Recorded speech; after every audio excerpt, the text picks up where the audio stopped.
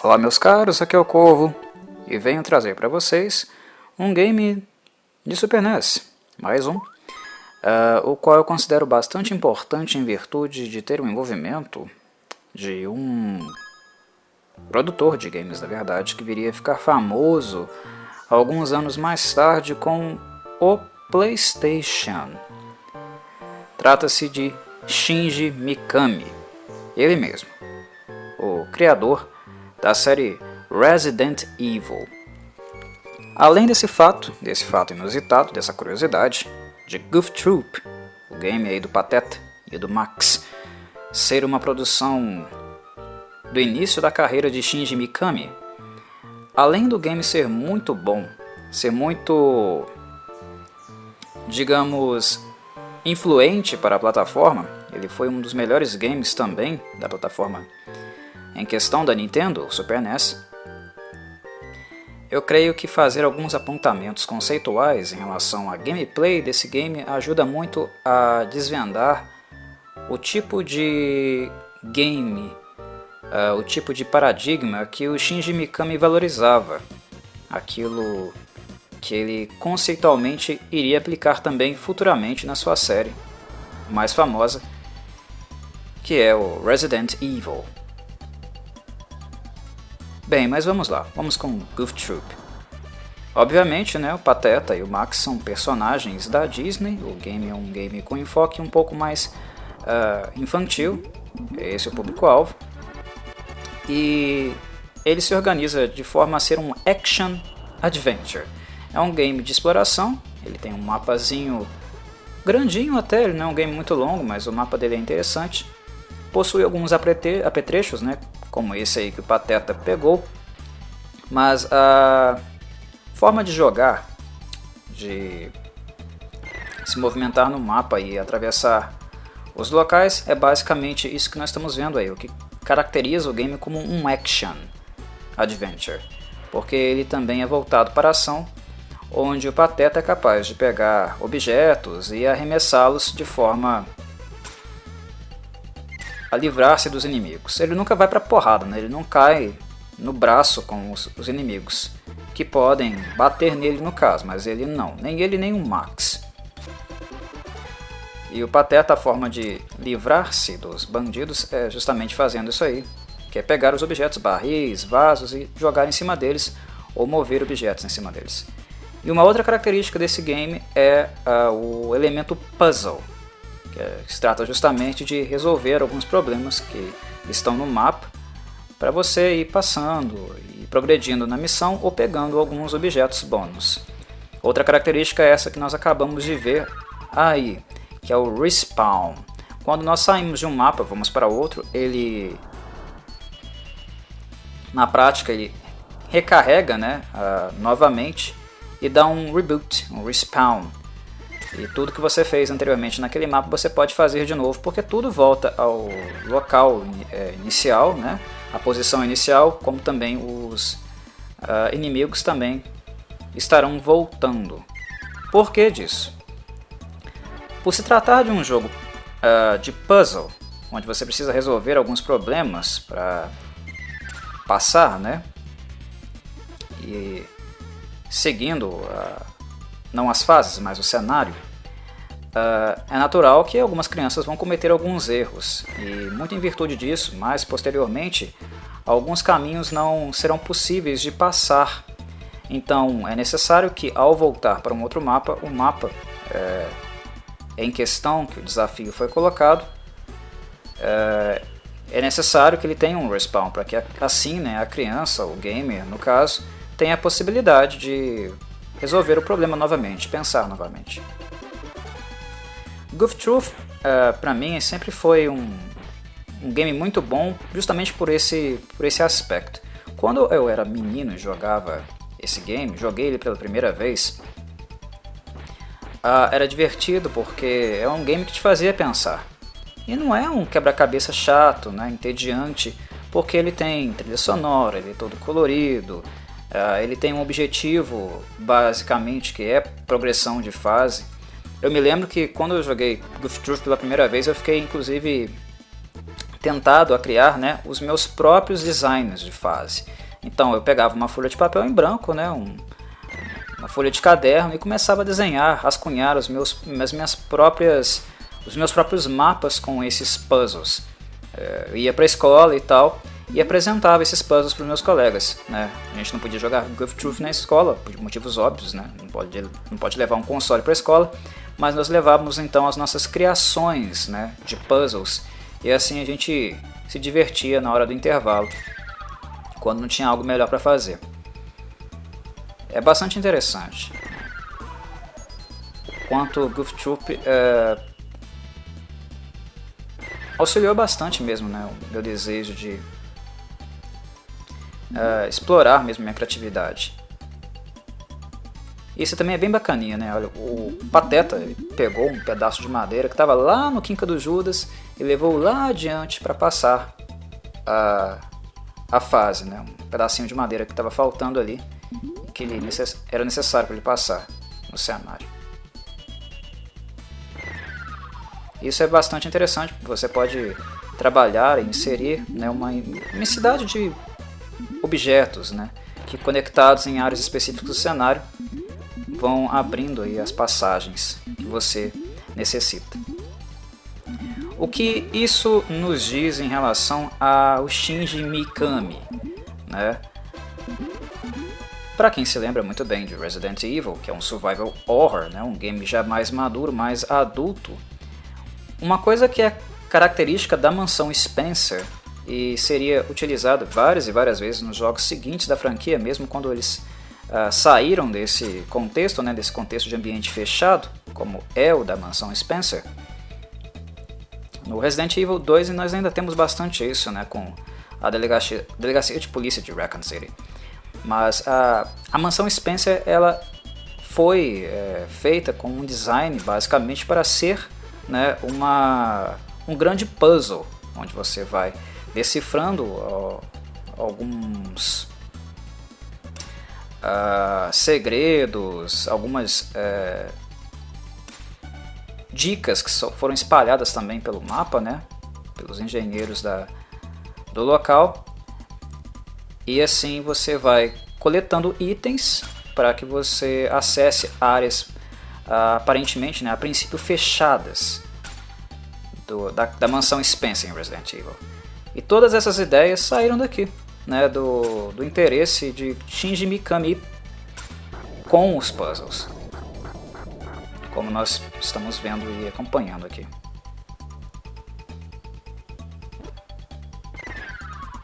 A desvantagem de um jogo como Goof Troop, obviamente, é que depois de você jogá-lo, você decora o que é necessário fazer, né? Não é um game que vai autogerar novos puzzles e novos desafios mentais. É basicamente um design único, né, para cada mapa que você transita. Então o tempo de gameplay ele tende a ser um pouquinho maior na primeira vez que nós jogamos o Goof Troop, mas ele vai diminuindo com o tempo, porque nós literalmente vamos decorando, né, o que nós necessitamos fazer. O que aumenta um pouquinho o tempo de gameplay é o fato de que o Pateta ou o Max, eles não podem carregar mais de um instrumento por vez, né? Tem o gancho lá, que serve para bater nos inimigos, acessar novas áreas, tem a pazinha, que serve também para desenterrar objetos e itens, tem o sininho, que serve para atrair os monstros, né? Monstros não, os antagonistas no caso. Estou pensando em Resident Evil. Mas enfim, serve para atrair os inimigos. E nós podemos carregar apenas um de cada vez. Então, para algumas áreas da ilha, nós necessitamos voltar onde nós os deixamos, né, da última vez que os utilizamos, para pegá-los novamente.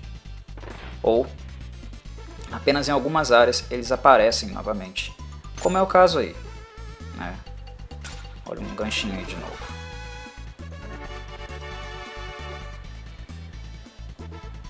Há algumas diferenças de gameplay relacionadas ao Pateta e ao Max.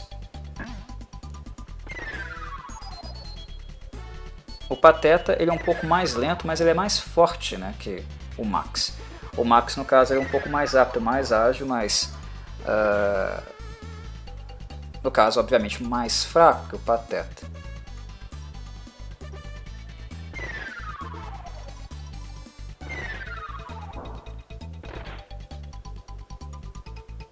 Mais uma chavinha.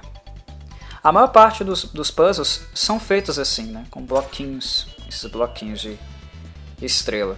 Você tem que observar, pensar, ver como você vai movimentá-los, porque um movimento errado você já terá que voltar ao mapa anterior para dar, né, um respawn no mapa em questão para fazê-lo novamente. Errou, tem que voltar. Basicamente isso.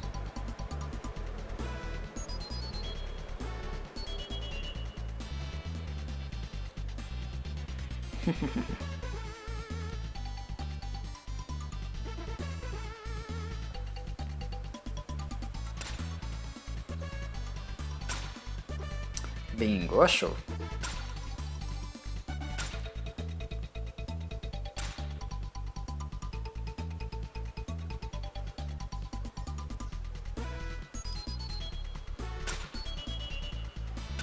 Dá pra ter feito, se eu não me engano. Enfim. Mas é bem interessante que, embora as crianças elas sejam introduzidas à matemática muito cedo na escola, né, quando o nível intelectual, o desenvolvimento delas ainda não é muito preparado para lidar com algumas operações, matemática já é provado, né, cientificamente que é uma ciência que você necessita um pouco mais de amadurecimento intelectual para que as crianças tenham um desenvolvimento realmente mais enfático, né, mais acentuado dela. Embora você não, elas tenham dificuldades, né, para resolver essas operações abstratas em virtude do pensamento dela ser muito concreto ainda, né, a psique de uma criança é muito concreta, ainda não está acostumada com a abstração. Embora elas vão encontrar essas dificuldades nas operações matemáticas, isso não quer dizer que as crianças não sejam capazes de observação, né, e operacionalizar a lógica, trabalhar com lógica, né? Operações lógicas. E Goof Troop é um excelente exercício para isso. Olha o sininho. Ele faz basicamente isso aí, ó. Atrai todo mundo, aí você vai dar um bicudão. Tchau. Você livrou de todo mundo.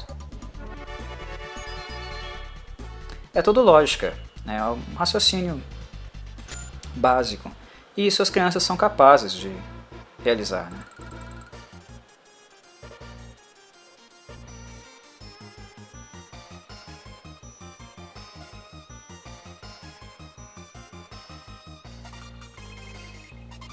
Depois de nós andarmos um pouquinho pela ilha, né, onde o Pateta e o Max estão, o antagonista do game é o Bafo, né, para variar um pouquinho, sempre é ele. Pelo menos no início dos anos 90, foi justamente quando o game saiu, né, a série de desenho, as produções da Disney envolviam um antagonismo entre o Pateta, né, e o Bafo. Embora os filhos deles, né, tanto o Max como o Bafo Jr., né, fossem amigos, não rivalizassem tanto assim. O Pateta não tem inimigos na cabeça dele, né? O Pateta é um cara mais gente boa, gente fina que você pode encontrar por aí. É um cara que não trata com ninguém, não quer ter antipatia com ninguém, ele é super paz e amor, né? E meio tapadão também. O Pateta é gente fina, mas o Bafo sempre foi um provocador, né? Sacana, diferente do Pateta. E o Bafo é mais algo do Bafo, né? Essa questão da rivalidade, da provocação, de se dar bem em cima do Pateta, ou sair-se bem às custas do Pateta, do que necessariamente uma necessidade do Pateta em si. O Pateta sempre viu o Bafo como um amigo dele, né? Embora essa recíproca não seja verdadeira. O Bafo apenas explora o Pateta. E aqui no game ele é o antagonista principal.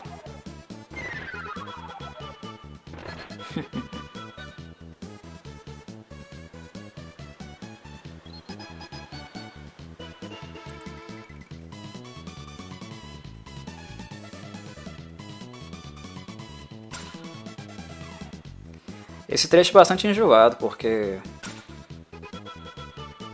no início, né, do puzzle é necessário alguma agilidade para impedir que as gárgulas, né, cuspam fogo. O início é mais complicado porque as 4 estão cuspindo, né?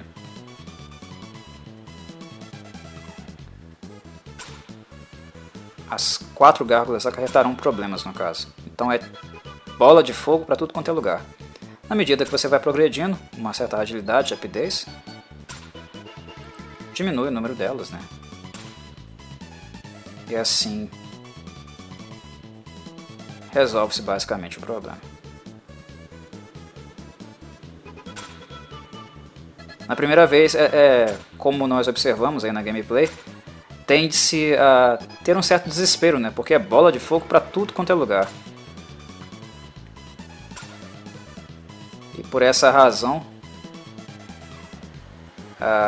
o jogador se perde um pouco, né, no desespero dele e não raciocina muito bem como ele deve mover as peças no cenário. Poucas tentativas e o problema é resolvido.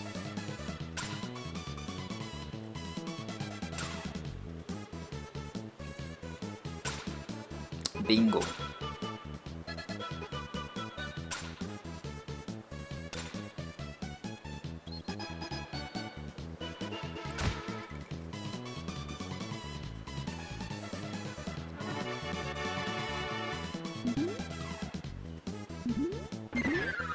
Uma coisa que eu acho interessante em Goof Troop é justamente o gráfico dele.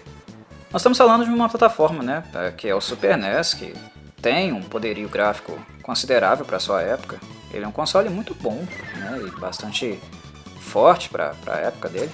É claro que ele ainda não é um Neo Geo, né, uma plataforma com a capacidade de reproduzir graficamente o que os arcades faziam. Mas para uma plataforma caseira, né, um console de uso doméstico, ele é um baita console. Mas mesmo assim, Goof Troop ele tem aí o uso do gancho, ó. Quando tem uma região onde você pode engastar, né, uma cordinha na outra, você utiliza o gancho. Mas como eu dizia, né, para um console caseiro, doméstico, o desempenho dele é muito bom. E o Goof Troop ele é um game graficamente bonito. Ele utiliza, né, um motorzinho muito parecido com o que se fazia nos games de RPG, mas nota-se que a paleta de cores do jogo, as cores são bem detalhadas, né, a textura delas é bem forte, não é muito desfocada, como nós vemos em alguns games de RPG, inclusive. São mapas assim muito menores, que também ajudam, né, a ter mais um pouco de enfoque na textura e coisas relativas a isso. Os chips que eram utilizados para os cartuchos, obviamente, né, eles não contavam com muito espaço, né, para você ficar explorando, gastando muita informação em codificação, né, fazendo trilhas sonoras muito complexas ou abusando do gráfico. Mas na medida do possível era algo realizável, como a gente está vendo aí. Fazer um game bem definido, com um bom componente gráfico, é pedir para gastar bastante espaço mesmo do cartucho, né, do chip que era utilizado para o console.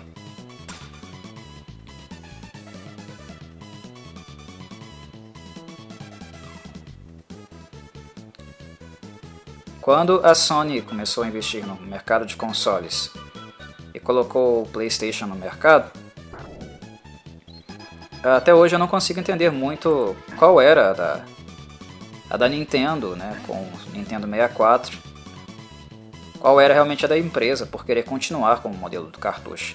Não por não poder fazer um game com um cartucho naquela nova geração que se iniciava. Mas por questão de espaço mesmo, né? A mídia CD, ela revolucionou a questão do espaço, da possibilidade de inserir muita informação dentro de um componente. Os chips eram... Isso se provou com o tempo, né? Eles acabaram se tornando algo mais caro, demandava mais tempo de produção também, né? De inserção de dados. Foi uma postura um pouco mais conservadora por parte da Nintendo e que acabou dando com os burros na água, né? Tanto é que o Nintendo 64 foi o último console a utilizar cartuchos, né, no mercado. Não, depois dele não houve mais nenhum. E era um cartuchão, né? Era um cartuchão com um chip super poderoso, né, para poder rodar os games do Nintendo 64 com um gráfico com aquele potencial, né? Ficou mais caro. É claro que nós podemos dizer que um dos motivos, né, das intenções óbvias da Nintendo era também combater aí, né, enfrentar um novo mercado ascendente que iria nascer em virtude da gênese do CD, né, que seria o mercado da pirataria. Uma coisa até irônica, né? Os japoneses eles sempre foram contra a pirataria, sempre combateram a pirataria no decorrer dos anos, mas ironicamente foram eles os pais da pirataria, né? Também, né, nesse mercado, nesse nicho, porque ao criar uma tecnologia que era uma tecnologia sensacional, né, para a época, uma quebra total de paradigma, né, que foi o CD, eles também facilitaram muito o processo de pirataria com esse tipo de mídia. Algo realmente irônico. Amiguinho, encerrou de novo. Vai rolar não. Pam, pam, pam, pam, pam, pam, pam.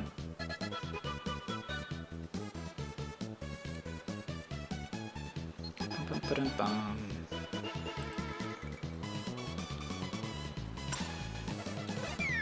Legalzinho dos inimigos, né? Ó, sacana, rapaz. O mini bafo ali, ó, ele agiu igual um orc. Matou um dos próprios dele. Cara ignorante, rapaz. Eu ia falar justamente isso. Eu acho legal que eles também são capazes de chutar os blocos, né? Exercer uma influência física além do contato físico direto com a personagem, né? O contato físico com a personagem é comum em não Goof Troop, mas os jogos dessa geração e da geração anterior. É aquele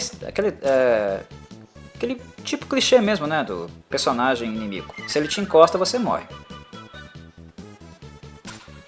Então era muito comum isso, né, em games como Mario, como Sonic lá na Sega. Se o bicho te encosta, você morre ou perde lá suas argolas ou o seu poder que você está usando no momento, né? É comum. Mas é isso, o bicho tinha que te encostar para fazer isso. Ou disparar algum poderzinho que ele tinha, né? Uma labaretinha, soltar um espinho, uma coisa assim. Em Goof Troop nós vemos os personagens usarem, né, os mesmos elementos como arma que o próprio Pateta ou o Max utilizam. Isso é bastante legal.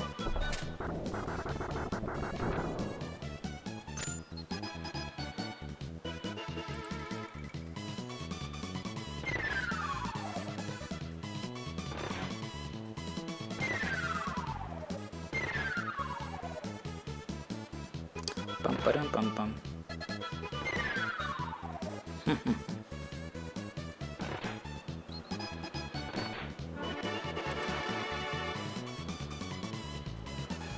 A trilha sonora do game é bastante animadinha. Ela se mantém constante durante a maior parte do game, ela não é muito ampla, não tem muita variação, mas ela é engraçadinha, ela tem um arzinho cômico, né? Quando você encontra o item. é algo bastante característico mesmo de alguma coisa relativa ao Pateta. Capta um pouco a aura do personagem, né, na sua representação original. Uma coisa que eu acho bastante bonitinha no game também é a carinha que o Pateta... Aí, exatamente aí, ó. Cada vez que o Pateta pega um item, a carinha que ele faz é muito bonitinha.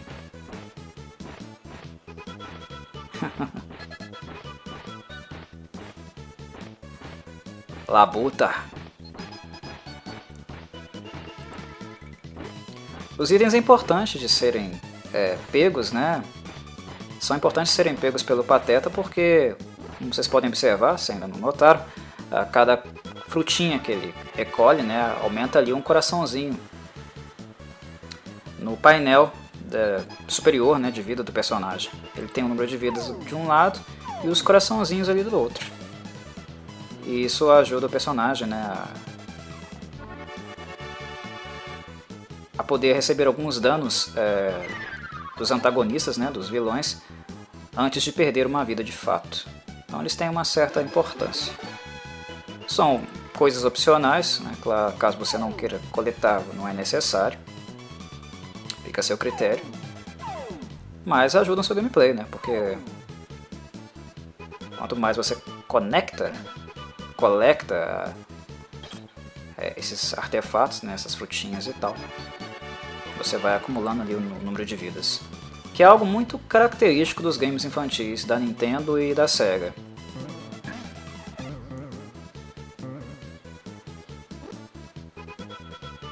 Eu acho que os games, né, esses tipos de games, né, de action adventure daquela geração, eles distribuem vidas a rodo, né, é vida demais. E antes que as fases finais se aproximem, é realmente algo bastante excessivo. Diminui o nível de dificuldade do game.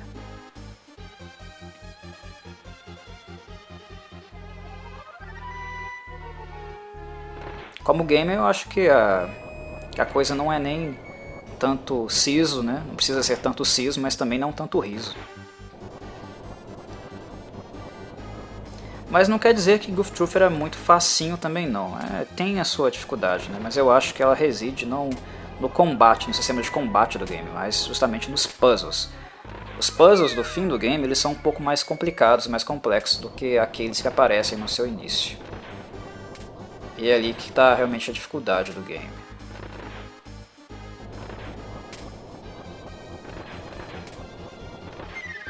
Combate corporal, de fato. Tá vendo? Ele é bem facinho.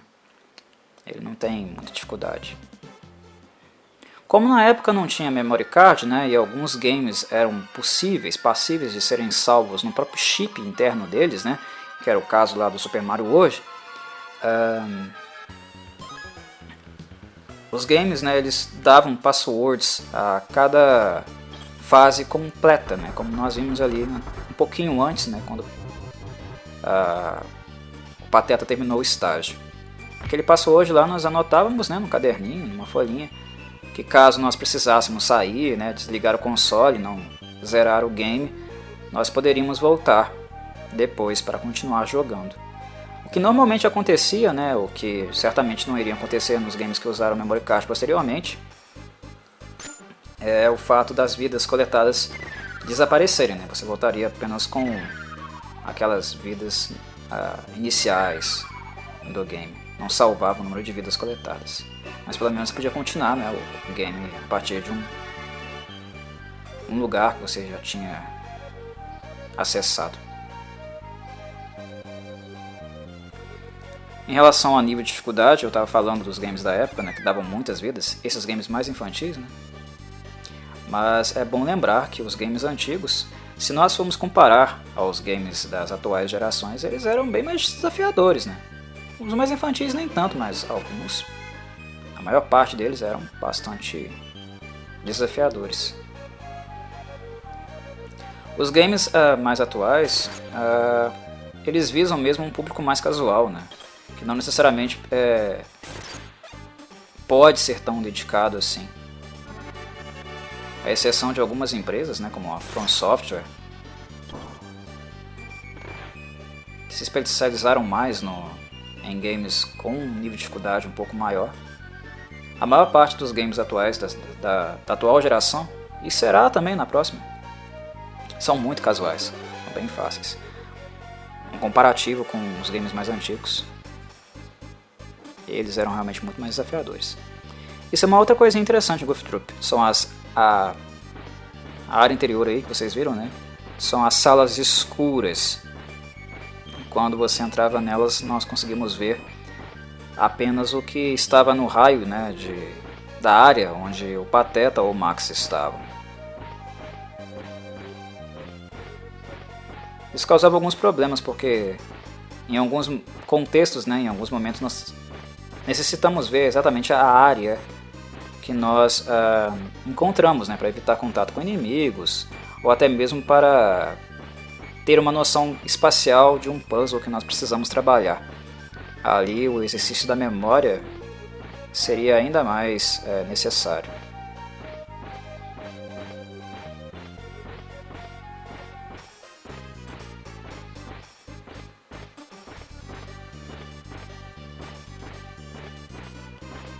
O Bafo é gordo, né? O Pateta, por tanto exercício que ele faz nesse game, né? Tanta enxadada, tanto de buraco que ele cavuca. Em situações normais ele sairia do game como uma maromba, né? Um braço gigante. Ô, bichinho trabalhador. Cavou tudo para não encontrar porcaria nenhuma. Faz parte. É parte de jogos exploratórios. Às vezes você procura querendo alguma coisa, mas não necessariamente você encontra. Faz parte do explorar. Não necessariamente ganhar um tesouro esperado.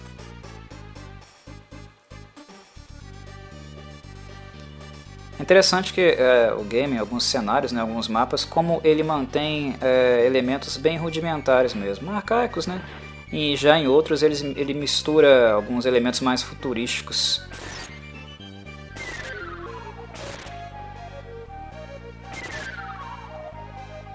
Robôs, né, alguns artefatos meio mais futurísticos. Como trata-se de uma ilha, né, e o personagem do antagonista, no caso do Bafo, né, encara algo mais voltado também à cultura pirata, né? Nós vemos canhões com balas gigantes, cimitarras sendo jogadas voadas, cimitarras voadoras, né, sendo arremessadas, como se fossem bumerangues. Mas em alguns momentos nós vemos algumas armadilhas com um pouco mais de refino, né, tecnológico, uma mistura de conceitos. É uma mistura que o Shinji Mikami faz, né, para deixar o game não apenas interessante, mas também um pouco mais desafiador.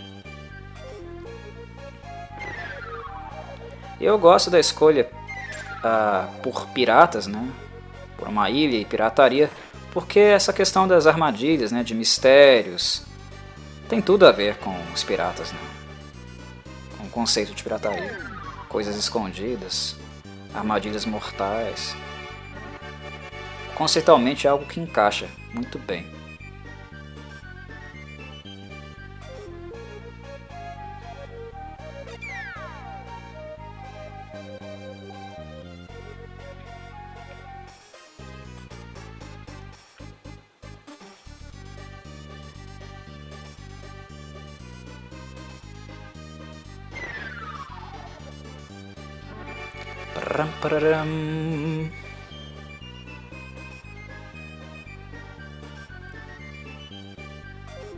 Algumas áreas é realmente necessário um pouco mais de agilidade. Nesse sentido, jogar com o Max é um pouco mais vantajoso. Mas em áreas que tem muito inimigo, mesmo que o Pateta seja um pouco mais lerdo, é necessário. Eu acho que ele vai responder um pouco melhor.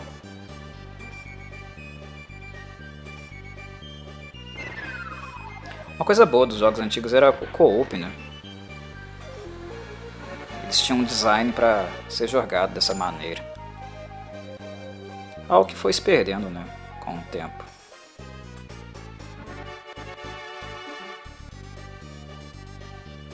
Muito bem, meus caros, eu não vou fazer o gameplay inteiro, embora seja um jogo bem curtinho, né? A minha intenção era apenas fazer alguns comentários em relação a Goof Troop. Não era comentar o game inteiro, até porque o estilo dele é realmente de apresentar puzzles e ir superando eles, né? Quem se interessou, jogou, sente saudade, pega um emuladorzinho aí, né? Quem não tiver um Super NES maroto e uma TV adequada para jogar nele, né? Emule o game e se divirta. Relembre, 1 hora e meia, 2 horas no máximo, se você for um perebão, né, não tiver um raciocínio muito bom, 2 horas no máximo é o tempo de gameplay desse game. Não irá passar disso certamente. Espero que tenham gostado. Para quem não sabia, né, das influências do Shinji Mikami ao criar nesse game, que ele certamente transportou para Resident Evil, a intenção do vídeo foi justamente essa: tocar nesse aspecto do design, como a influência de games anteriores foi utilizada, né, e ainda é muito utilizada em games modernos, que no caso de Nintendo e PlayStation na época, né, era uma grande diferença mesmo em termos tecnológicos, mais conceituais, né, e como usar, investir isso em gameplays é algo que as gerações futuras, né, as novas que vão aparecendo, herdam ainda bastante coisas das anteriores. E o vídeo tinha exatamente esse intuito de mostrar isso e falar um pouco sobre isso. Nada melhor que esse game divertidíssimo, excelente, um dos melhores da plataforma, para exemplificar essa questão. Um abraço, meus caros, espero que tenham gostado e até a próxima.